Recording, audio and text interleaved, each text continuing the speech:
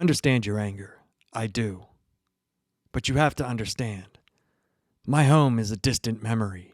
I was so wrapped up in my experiments, my hunger. My ego led to my world being erased, turned into nothing. Then infinite worlds, infinite people were all wiped out of existence, and I was forced to watch as you swallowed those worlds whole. But then I heard your voice calling out to me in the dark. A second chance to restore not only the life that I lost, but the infinite Earths. To bring it all back, Earth Zero must die. Yes, the Justice League sacrifice only delayed the inevitable. A new crisis is coming. Then the gift the Monitor gave me will teleport us to Earth Zero, and we will bring them to their knees. Dark Crisis, Chapter 2, Fall of the Titans. Hey everybody, welcome back to Labs Comic Fan. I'm Steve, and today we're talking Dark Crisis number 2.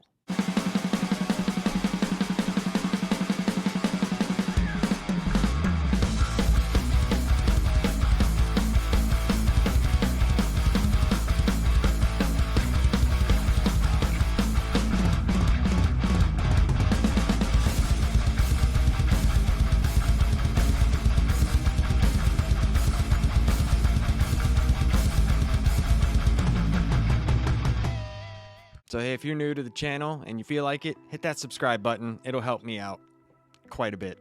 And if you're already subscribed, hit the like in the thumbs up position. That'll also help me. So Dark Crisis 2, man. The Justice League is dead. There's a lot of stuff going on right now. Jon Kent is trying to form a new Justice League. The Flashes are trying to find Barry Allen because they think he could be the key to solving this crisis. Green Lantern is going to get backup to find out who did all of this. The Titans Tower has been destroyed pretty much. Deathstroke led an attack on Titans Tower and shot Beast Boy in the head. So, that's good for them. What else can go wrong? Let's find out in Joshua Williamson's Dark Crisis number 2. Titans Towers is in ruin. Some of the Titans are trying to get Dick Grayson to safety while arguing about whether or not to leave him there or take the fight to Deathstroke. Batgirl takes charge and tells the others we are not leaving him. We need to get Nightwing to safety before we die. Dick regains consciousness and asks what happened. Before Batgirl can tell him any more than he already knows, some of Deathstroke's goons come in and snatch the Titan students. Nightwing smashes one of them in the face and takes off after the group. Getting to the main hall of the tower, Dick is confronted with a horrible scene. Deathstroke's horde has taken hold of Titan's tower and has most of the students captured. Deathstroke taunts Nightwing, telling him he can't save the day this time. You've already lost, and it's just not here. I have my secret society targeting heroes all over the world. The Justice League is dead, right? I'm making sure no one tries to step up and fill their spot. Dick grits his teeth and says the Titans have stopped you before. Deathstroke laughs. Tell that to Beast Boy. To Nightwing's horror, Deathstroke throws Beast Boy at his feet. Slade had always wondered if Garfield had human organs inside of him since he's a shapeshifter. So he put his theory to a test. A bullet right through the face. Deathstroke tells Dick he'll live, but it's gonna leave a scar. Enraged, Nightwing attacks Slade, but is easily kicked back. He's still recovering. Dick says if you wanted us dead, we would already be dead. You're playing games. Deathstroke said he's there to prove a point. He could kill everyone, and no one would care. But Nightwing, the prodigal son, the chosen one, they'd care. He tosses Dick 2 nightsticks and challenges him one-on-one, telling his crew to have everyone watch. They have a fierce battle going back and forth, with Nightwing getting the upper hand, smashing in Deathstroke's nose, and then a massive left hook to the jaw, knocking Slade to the ground. Nightwing tells him to stay down. Hyena threatens to gut Batgirl if Dick does that again. Deathstroke laughs and staves off Hyena, saying, Nightwing won this round. Who should we pick for round 2? Trying to think on his feet, Dick is trying to figure out who he would choose to fight Deathstroke. Then it comes to him. If you kill me, you'll let everyone go, right? Slade says you were always the trophy, Grayson. Why would I waste my time with anyone else? Nightwing opens his arms and tells him to get it over with. Deathstroke aims, and boom. You missed. So we find out Pariah's plan, basically. They cut back to Crisis on Infinite Earths, and if you've never read that, I would get it if you can. It's not expensive. You can find it Amazon, other places online, or at your local comic book store. You can get it in like, paperback or trade and hardback. But it was kind of cool to see from a different perspective what Pariah had to go through. So when the Infinite Earths were being destroyed, he was at like all of them, witnessing all of this. And they play off of that, and he said then he heard a voice from the dark, and it would give him a second chance to not only restore his life, but the Infinite Earths. But to do that, Earth Zero must be destroyed, and that's where all of the heroes that we know and love are residing. So Titans Towers in ruins. Deathstroke has a bunch of the Titans students captured, and Nightwing is just regaining consciousness from the explosion, and he goes and chases down some of Deathstroke's guys, and it leads to like this main entry hall, and there's Deathstroke, and what Nightwing sees is just horrific. There's just bad guys everywhere, just taking over Titans Tower, what's left of it. And also just has all of his students. So he's probably feeling like a massive failure right now. And he just goes after Deathstroke, who just kicks him right in the chest. And it's like, dude, you're down and beaten. You're done. Deathstroke tells him, the Justice League is dead, right? I had to do this to make sure that no one steps up to fill their shoes. He didn't want Nightwing getting any ideas. And Dick kind of grits his teeth, and he's like, the Titans have beat you before. We'll do it again. And this is where one of the things that I disliked immensely from this comic took place. Deathstroke brings out Beast Boy and throws him at Nightwing's feet, and he's still alive. It's like, dude, you shot him in the head. Come on, man. And I mean, there was some great lines to it if he had been dead. But not if he was alive. In Deathstroke's like, I kind of always wondered, since he's a shapeshifter, does he have human organs? I know he's kind of dumb, and having a brain is kind of up for debate. So I tested the theory out, and I shot him in the face. And he's like, he's not dead. He'll live, but it's going to leave a scar. And I'm like, oh, God. Oh, this was actually pretty cool until that. And I don't know, it didn't ruin the rest of the book for me, but it did ruin the stakes of the fights. If you're not willing to kill off Beast Boy, I know some people might think he's a major character because he's in a lot of things and he's in a cartoon, but in the grand scheme of things, is Beast Boy a massive character? No.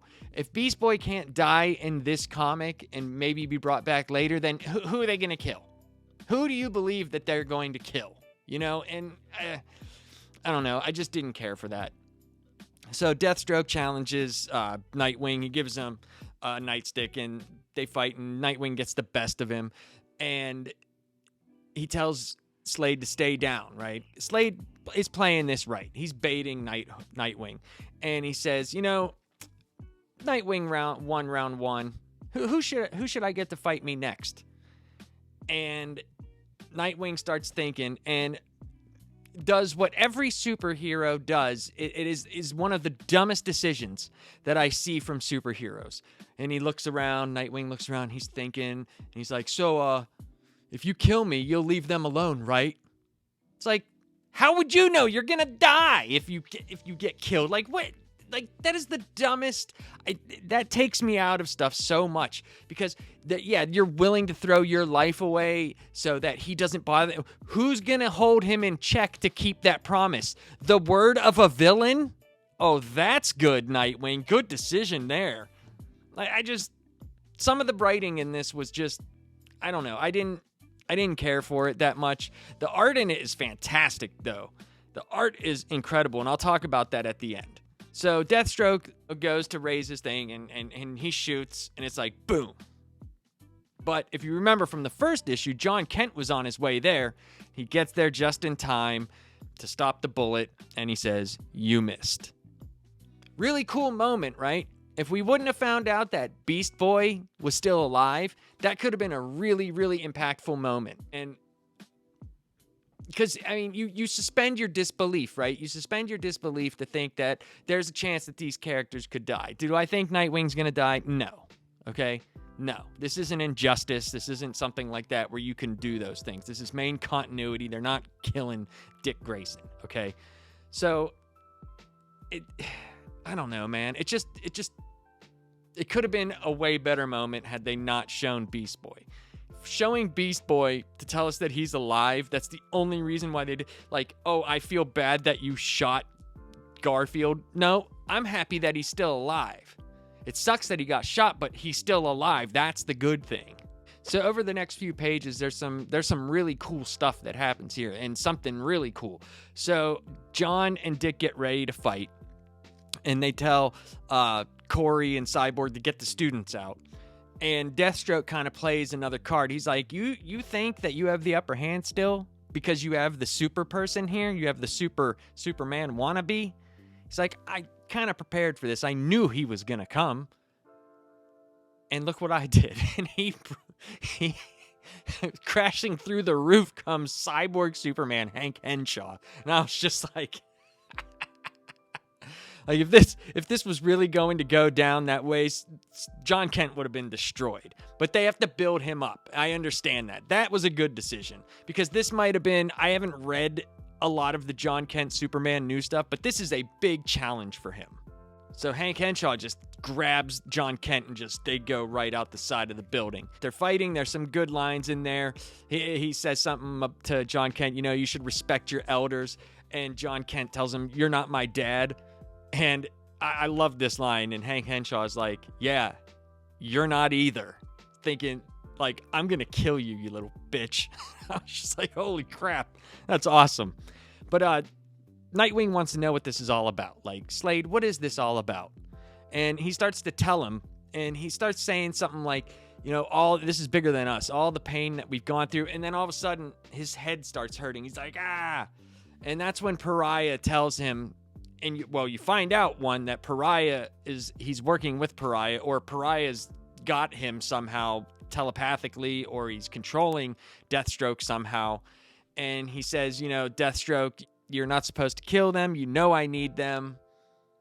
You're supposed to sow chaos and start a crisis. That I had an issue with, because they keep referring to this as a crisis. You don't acknowledge what DC calls it.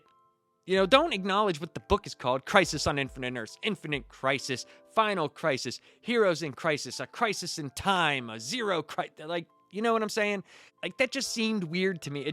I don't know. This issue, for all the good things that it had some really weird writing.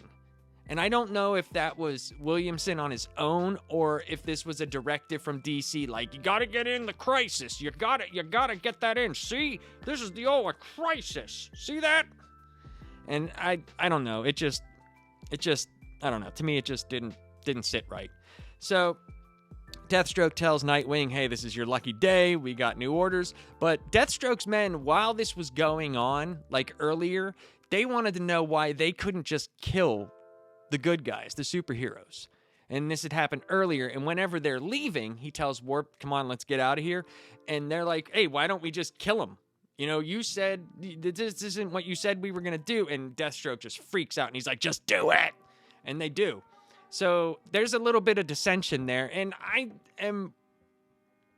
if I were one of the villains, I would be on their side. I'd be like, hey, this isn't what you told us we were supposed to do.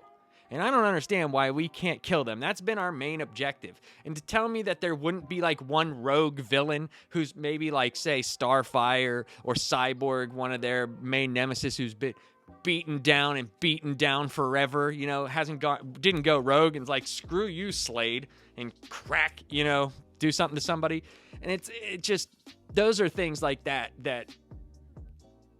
kind of like make me wonder, like, that's kind of weird. Like, you don't just totally destroy the Teen Titans and have them on the ropes completely, right?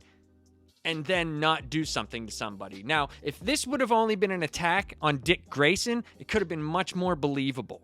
Like, if they would have captured Dick Grayson, right? That could have sent the Teen Titans into turmoil. They would not have known what to do. So when the impending attack from the darkness comes, they would be leaderless and not. But you have literally the whole tower is destroyed. Everybody's on the ropes. Like, you know what I'm saying? It just, I don't know. I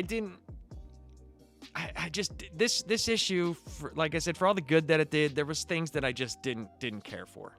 Jon and Henshaw are in a heated battle, but it's not only physical. There's a mental battle being played by the cyborg Superman. He says that Jon's father was willing to die to save lives. Was he? With all of Jon's might, he unleashes a thunderous punch that levels Henshaw and the rest of Titan's tower. Cyborg stomps Henshaw's face, sealing the deal. Nightwing tells Jon that his dad would be proud, but looking around at the destruction, he thinks, would he? The Titan students are in disarray, some throwing down their costumes because of Deathstroke's threat. If things couldn't get more disappointing, a voice is heard saying, I was right. Black Adam flies in and tells Jon Kent he's not ready to lead a Justice League, but he also says he was wrong about Nightwing. Deathstroke may have led this attack, but the blame falls at Nightwing's feet. Jon doesn't take kindly to this and goes in on Black Adam, asking him, where were you when all of this was going down? If you're so great, why don't you lead the Justice League against Deathstroke? And that's exactly what Black Adam intends to do. His home was under siege from Slade's forces as well. This is a worldwide attack, and it is Black Adam's burden to lead a new team. We cut to a ship in space where a guard is shot in the arm.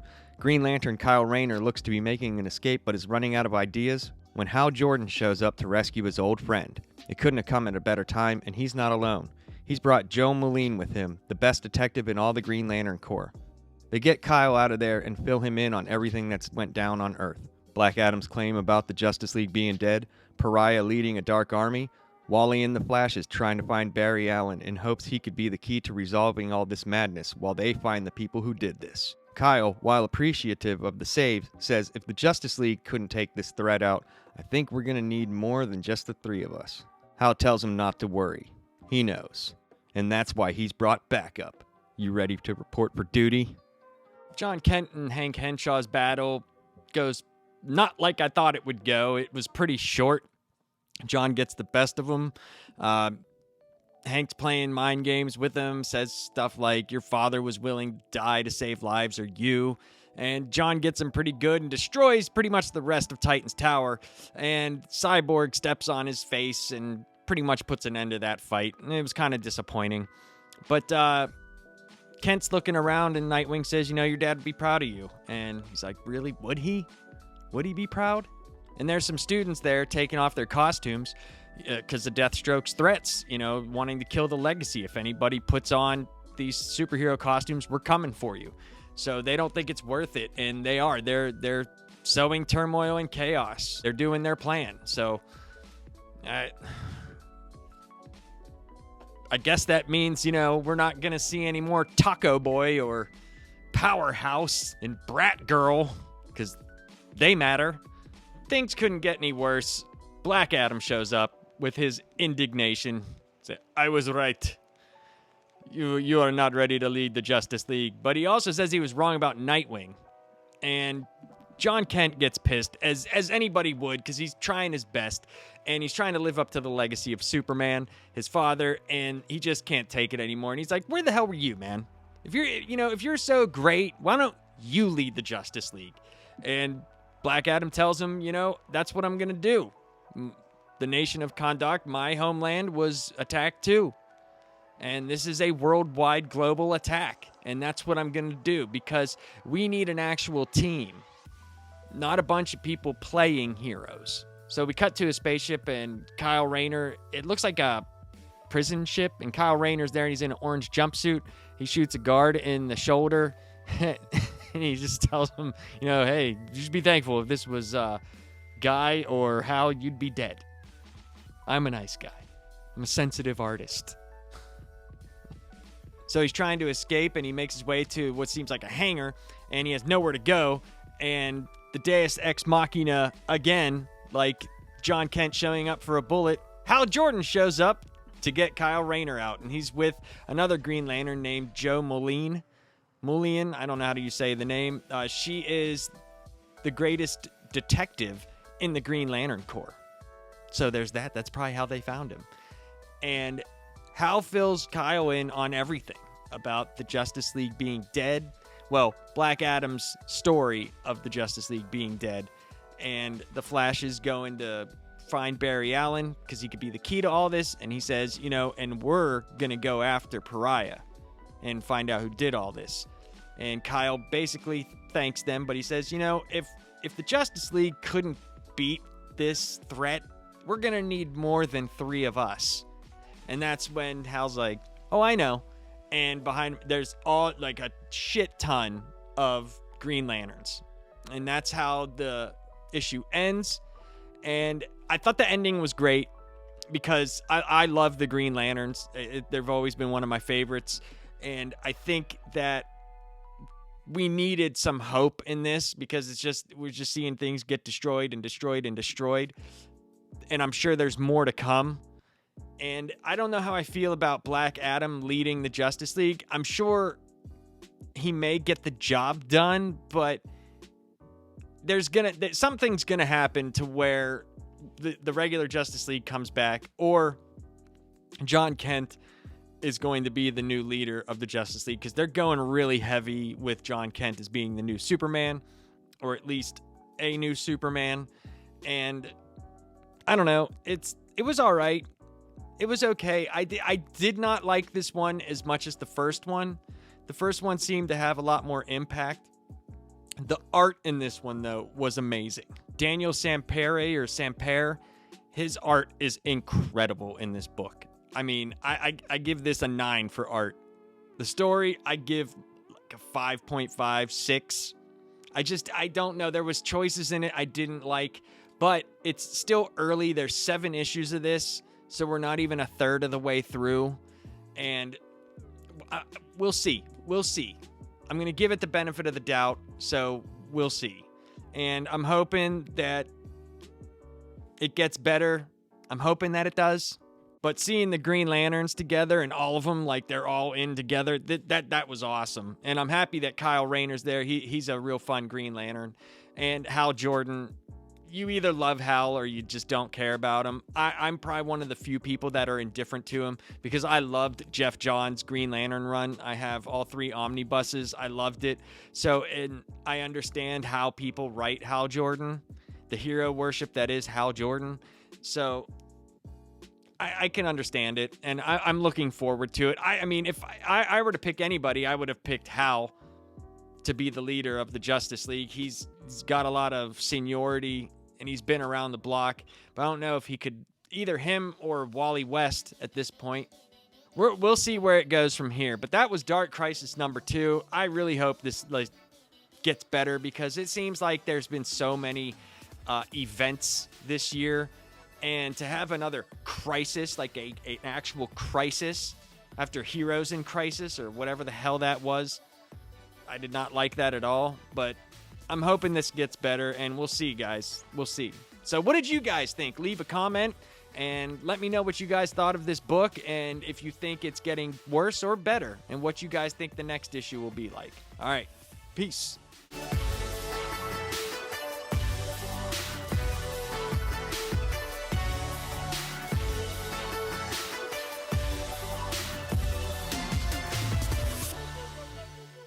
Yeah, I know. I took forever to release Thor, but man, when I saw Thor Love and Thunder, it just took my motivation away, man.